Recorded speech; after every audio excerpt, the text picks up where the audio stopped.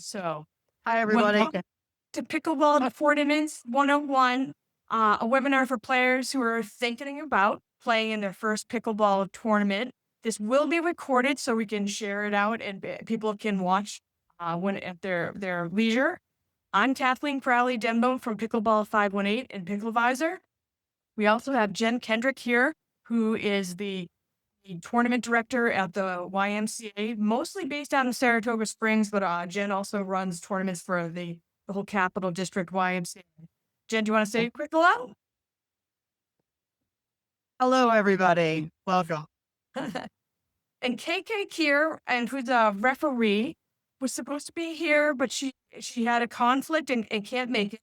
But she did send along a list of things that she'd like new players to know about when they come in and play their first tournament. Not necessarily a ref tournament, because most tournaments, especially in our area, are not ref, but good Okay. things rule-wise to know. So here's kind of an overview of what we're going to talk about, and we'll have a Q&A session at the end. But if you have something specifically about what we're chatting about, you can jump in quickly. But we will definitely have Q&A at the end. And for anyone who wants to stay on, I'll also show a screenshot demo I did of the experience of registering for pickleballtournaments.com for the first time, which can be challenging for the first time you do it. So we're going to run through tournament basics. And Jen and I are going to kind of share our checklist that we go over when we have players on the court for the first time and telling them what to expect in the event. One of the questions that I heard from a lot of people is ratings, like how to rate themselves. So we'll talk about that. Then we'll have some insights from KK, the ref, and we'll have a Q&A session. So I'm going to just jump right in. So I'll talk about how to find some tournaments in a little bit, but when you go to a tournament, what the heck to expect? Most of our tournaments in our area, and most of the tournaments that are aimed at amateurs and community tournaments are round robins, where you have 6, 7, or 8 teams in your division, and every team plays each other. It's a great way to get a lot of games in very quickly. Rose, do you mind muting yourself for this first part? Okay. I'm not sure if you know how to do that. Let's see. Oh, thank you. All right. So the round robin gives players a lot of games, and everyone gets a chance to experience probably about 2 hours of play. And most round robins end with a playoff. The top 4 teams will advance to the playoffs. Typically, we play games to 11, win by 2. Sometimes if there's more teams in the division and they need to move things along a little bit, it'll be games to 11, win by 1. If there's fewer teams in the division, it could be games to 15. Generally, you'll spend about 2 or 3 hours playing. But I think Jen would agree with me. Please, when you sign up for a tournament, reserve the whole day, because sometimes you don't even know what time your start time is. And with tournaments, things can run late. There can be some trouble with the court, and it might run for several hours.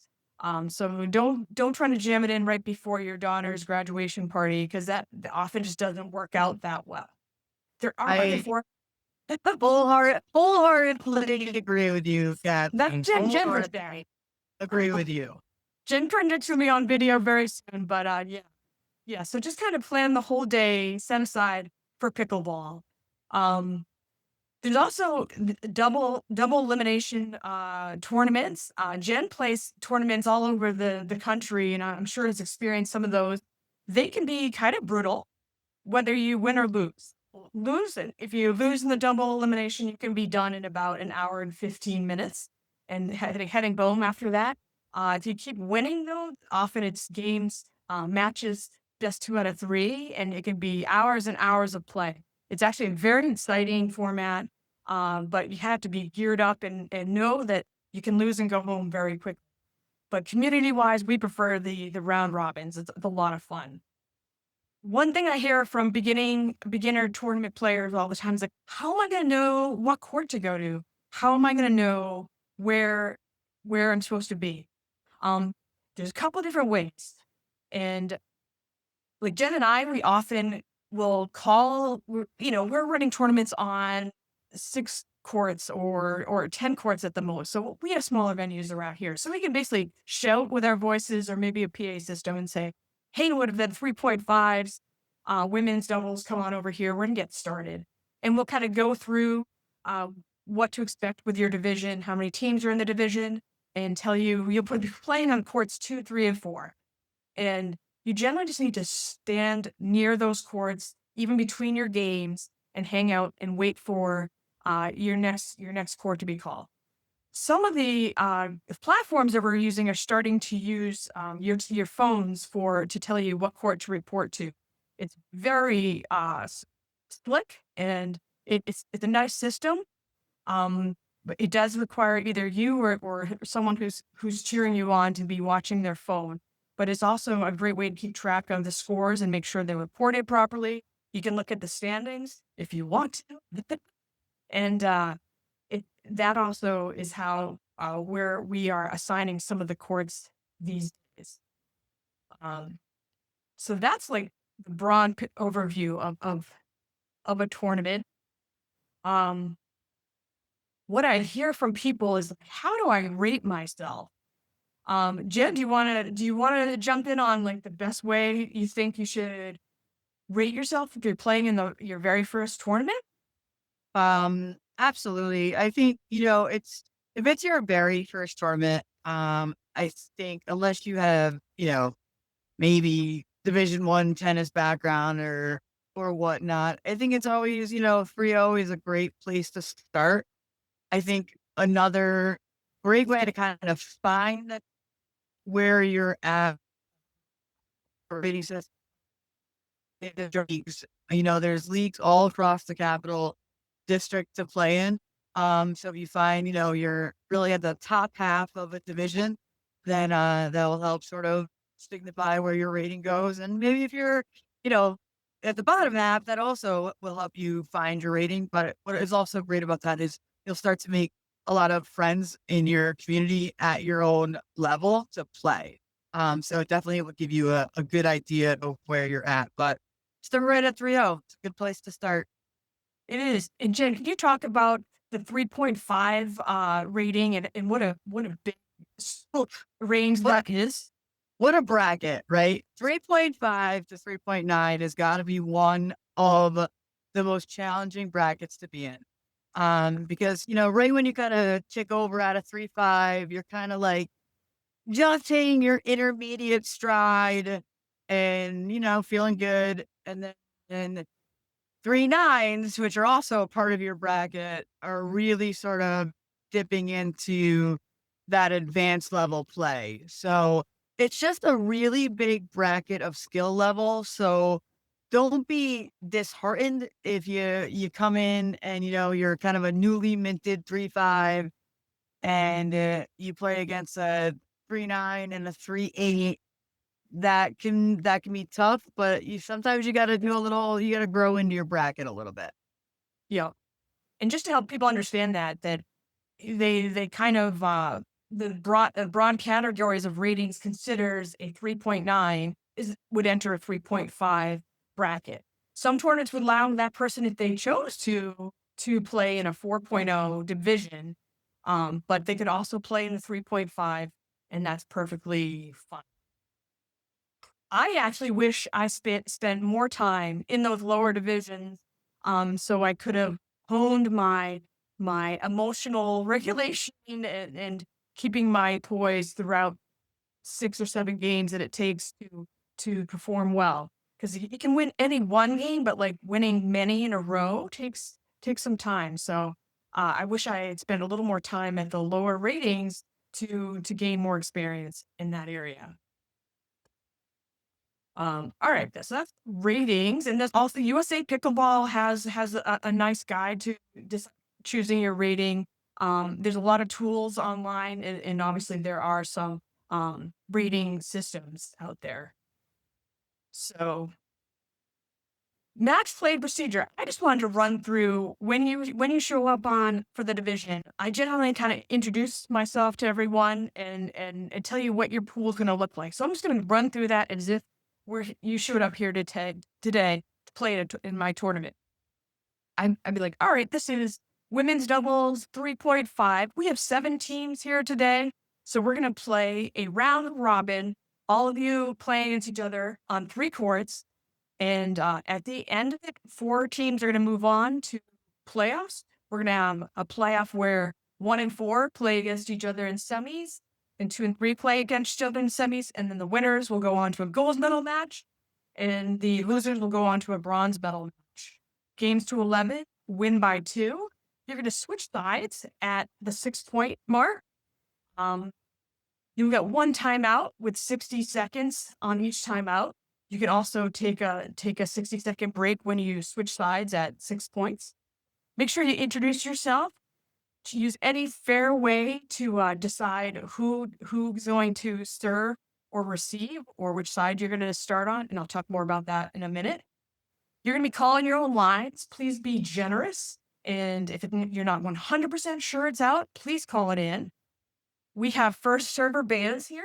So you can wear a band if you're the first server. I'll also explain that a little bit more, or Jen maybe will explain that one in a bit. If the court has some weird things, like maybe it's done some strange wires overhead, I would tell you about any weird situations on the court. And if it hits that wire, it's a replay. But if it hits that plate on the floor that's just there, you just play on. I tell you about any weird things on the court. And as soon as your game is done, please fill out your scorecard or do it on your phone, whichever system your tournament's using, and report it right away. That way, the tournament director can send out the next game and keep things moving smoothly. I'm going to pause for a second to see if you guys have any questions on any of that.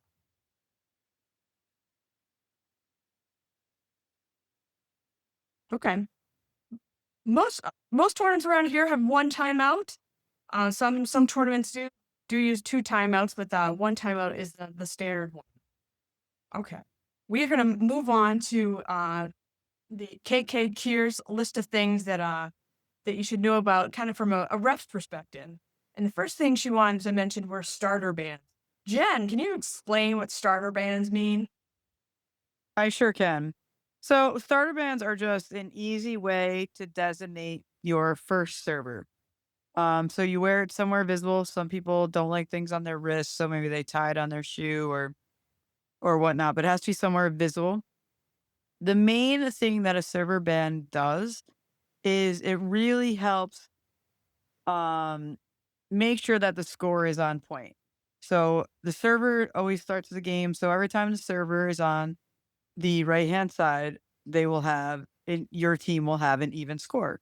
So if all of a sudden you're calling 4 and the server is on the left side, that would mean that somewhere the score got screwed up. So it's really helpful to keep scores on track.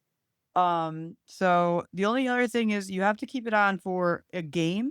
But if me and Kathleen were playing doubles and for some reason, you know what, Kathleen, I have the yips on my serve. Can you start next game?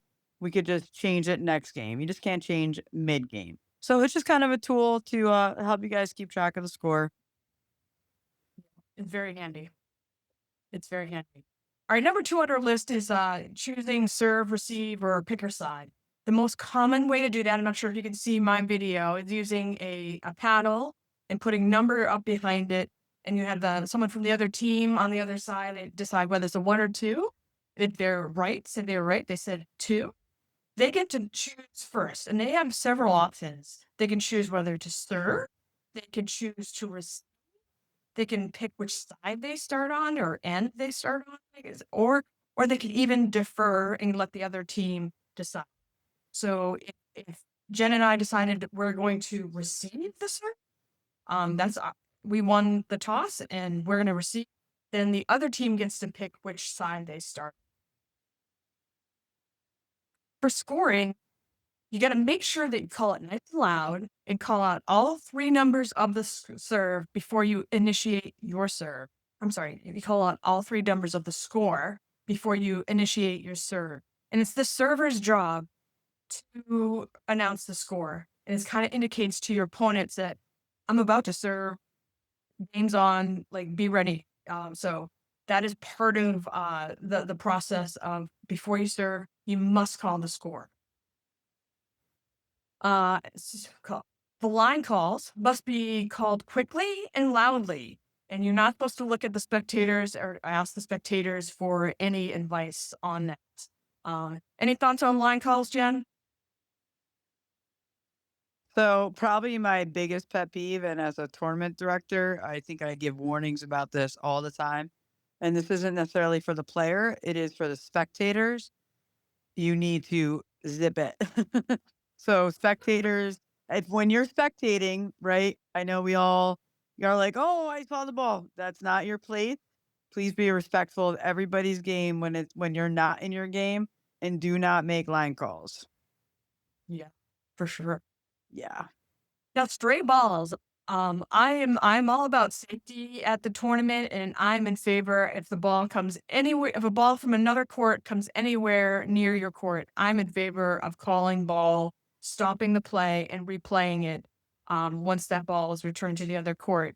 Some tournament directors will say like, "Oh, if it's way in the back, it's not bothering anyone. Keep on playing." But I personally am a fan of just calling it. I would suggest calling it quickly right away and just restart the point once the ball's taken care of. Communication, just that means like keep an eye out for your next game. Don't we've had players who kind of disappear. They leave their chairs far away from the courts where they're playing, and we're calling out the next game and their next court assignment, and they're nowhere to be found. It really gums things up. So just stay nearby and stay alert, and be ready for your next game. And if for some reason 15 minutes has gone by and you haven't got a court assignment, you might want to wander over and make sure you haven't missed some. KK says timeouts. And really they can really if your opponent well, Jen's really experienced tournament player. So Jen, I'm gonna throw timeouts over to you. When do you suggest using timeouts?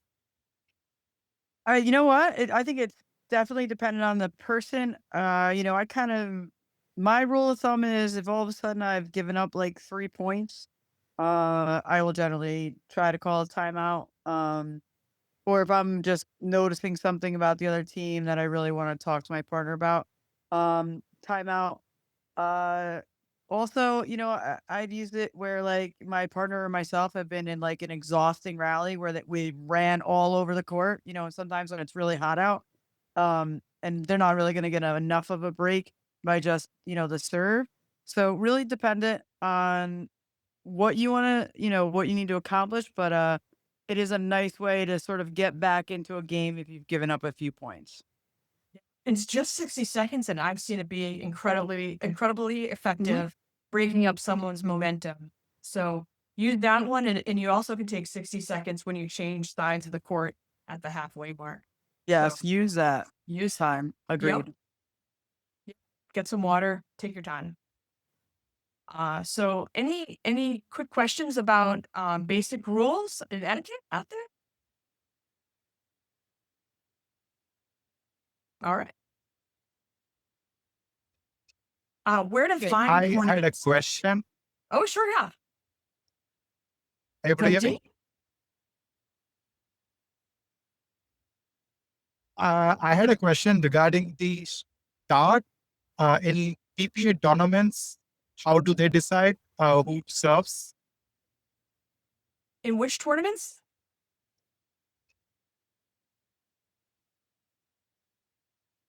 Did you Did you say did you say PPA tournaments, Pete? We might have lost him. Yeah, I don't hear what he's saying, but I thought they said something. Is there a different way of doing it in PPA tournaments? You know what? That's a great question. And that's for pickleball tournaments 202. Yeah. That's advanced. If you're doing PPA tournaments, you're past these amateur community tournaments that we're talking about. And hopefully they have it in their tournament notes. And that's one thing that Jen and I would absolutely suggest that you do is read the information that the tournament director has put out, because a lot of your questions would be answered right there. or you can also talk to the pickleball players right next to you because sometimes they would know. So for finding tournaments, there are some national databases of tournaments. There's pickleballtournaments.com has quite a few, and pickleball tournaments map .com is a neat little tool for finding tournaments from various sources and has it mapped out, and you can filter by location and other types of things. So that's a fun one to use. I also try to keep track of upcoming tournaments in our area on Pickleball518.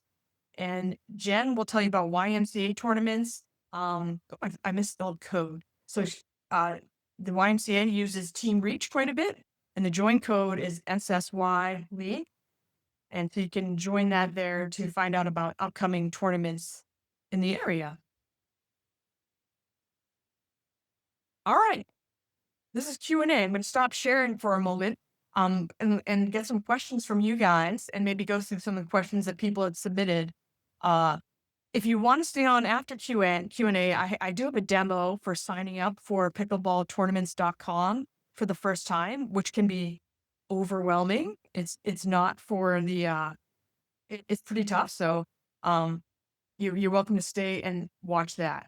But for now, let's do some questions. What questions do you guys have?